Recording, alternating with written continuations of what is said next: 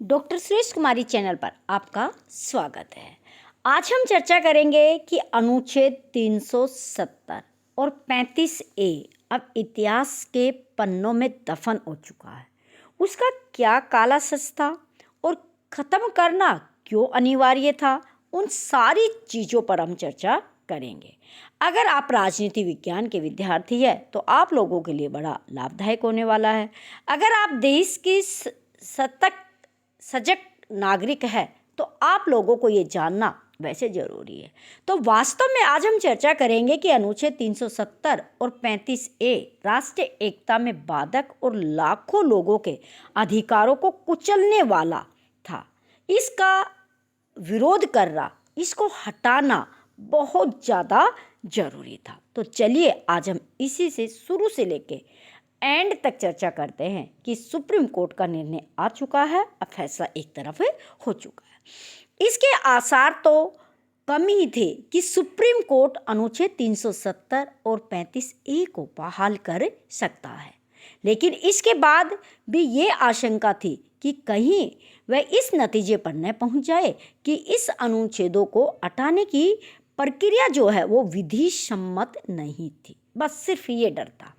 इस आशंका का कारण कुछ विपक्षी नेताओं और याचिकाबाज वकीलों के साथ मीडिया के एक हिस्से की ओर ये माहौल बनाया जाना था और जा रहा था कि अनुच्छेद 370 और 35A को मनमाने तरीके से हटाया गया है।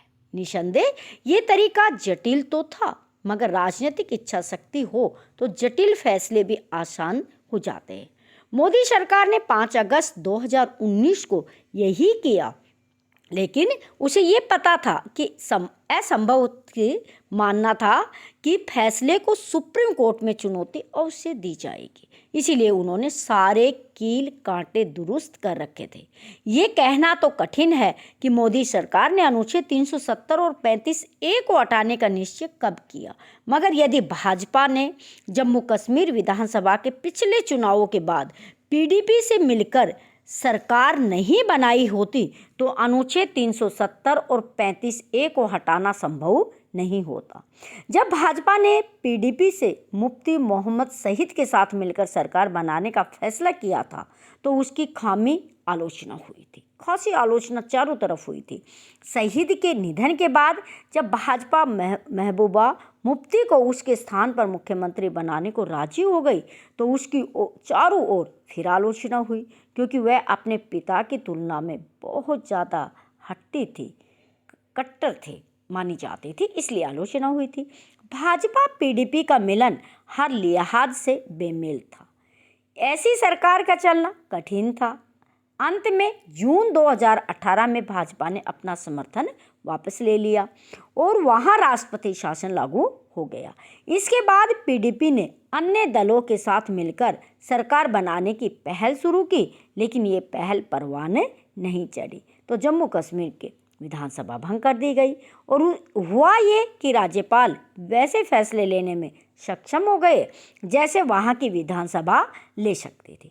यदि जम्मू कश्मीर में PDP, नेशनल कॉन्फ्रेंस या कांग्रेस, फिर इन दलों की मिलीजुली सरकार होती तो वहाँ की विधानसभा अनुच्छेद 370 और 35A को ख़त्म करने का प्रस्ताव कभी पास करने वाली नहीं थी।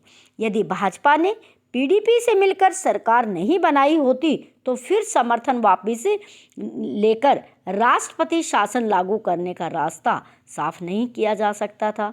तो अनुच्छेद 370 और 35A को हटाने की सूरत नहीं बन पाती।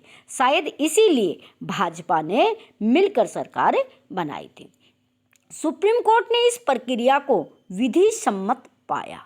इसके तहत अनुच्छेद 370 और 35A को ख़त्म किया गया। इसी के साथ ये अनुच्छेद सदैव के लिए इतिहास में दफन हो गया। अनुच्छेद केवल अलगाववाद को बढ़ावा देने वाले ही नहीं, बल्कि जम्मू कश्मीर की अनुसूचित जातियों जनजातियों के साथ उन युवतियों के अधिकारों पर आघात करने वाले भी थे जो राज्य के बाहर के किसी युवक से विवाह करती थी। ऐसी युवतियाँ जम्मू कश्मीर में अपनी संपत्ति का अधिकार खो देती थी। ये अनुच्छेद पाकिस्तान के कब्जे वाले जम्मू कश्मीर से जान बचाकर आए शरणार्थियों के अधिकारों को कुचलने वाले भी थे। ये अनुच्छेद उन गोरखाओं की भी उपेक्षा करने वाले थे जिनके पूर्वज कभी जम्मू कश्मीर के महाराजा की सेना के सैनिक थे, फिर वही बस गए।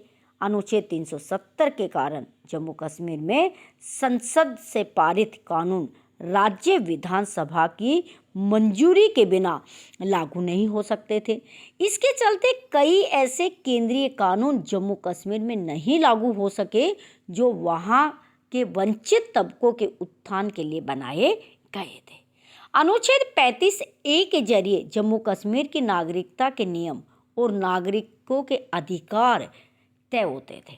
इस अनुच्छेद के में ये प्रावधान था, कितने अत्याचारी प्रावधान थे इस अनुच्छेद के कि इसे उन दलितों के साथ हुए अन्याय से समझा जा सकता है जो 1957 में यानी कि 1957 में पंजाब से गए थे। 1957 में जम्मू कश्मीर में सफाई कर्मचारियों ने हड़ताल कर दी थी। ये हड़ताल लंबी खींची। इससे परेशान होकर जम्मू कश्मीर सरकार ने पंजाब सरकार से कुछ सफाई कर्मियों को भेजने को कहा और वह वादा किया गया कि उन्हें समस्त अधिकार दिए जाएंगे।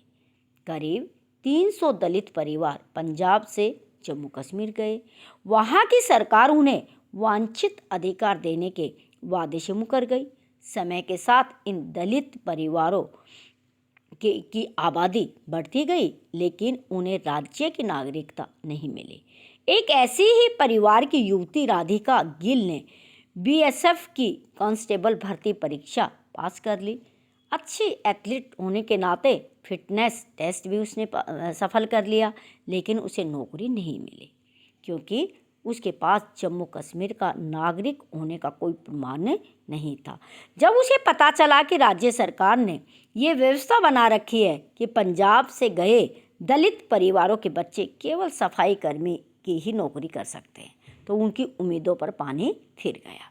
ऐसे अनेक मेधावी दलित लड़के लड़कियों के साथ भेदभाव को जस्टिस डिलीट बट डिलीवर्स नाम से बनी डॉक्यूमेंट्री फिल्म में दिखाया भी गया है। 35A के विभेदकारी जो प्रावधान है उनके चलते दलित परिवारों के बच्चे कोई प्रोफेशनल कोर्स और बड़ा व्यवसाय नहीं कर सकते थे क्योंकि उनके लिए भी नागरिकता प्रमाण पत्र आवश्यक होता था। उनके लिए दूसरे राज्य जाकर पढ़ाई करना भी कठिन था क्योंकि उन्हें माइग्रेशन सर्टिफिकेट ही नहीं मिलता था। स्पष्ट है कि अनुच्छेद 370 और 35A राष्ट्रीय एकता और अखंडता में बाधक होने के साथ लाखों लोगों के अधिकारों को कुचलने वाला भी कानून था। हैरानी की बात यह है कि उसके बाद भी न जाने कितने लोग इनकी पैरवी करने में लगे हुए। कुछ परिवारों के बारे में कहा जा सकता है कि वो एक तरह से जम्मू कश्मीर में अंदर राजा की तरह राज करते थे क्योंकि उनको स्पेशल प्रोटेक्शंस मिला हुआ था।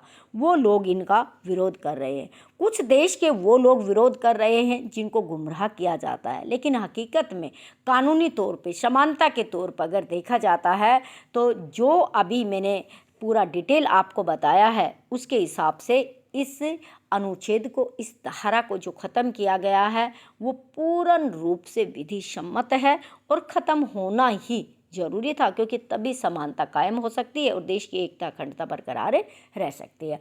अगर आपको ये निबंध, ये जानकारी और ये पूरी की पूरी 370 और 35A के बारे में सुप्रीम कोर्ट का भी जो फैसला मैंने बताया आपको अच्छी जानकारी लगी है वह तो आप वीडियो को लाइक कीजिएगा, शेयर कीजिएगा, चैनल को सब्सक्राइब कीजिएगा। Thanks for watching.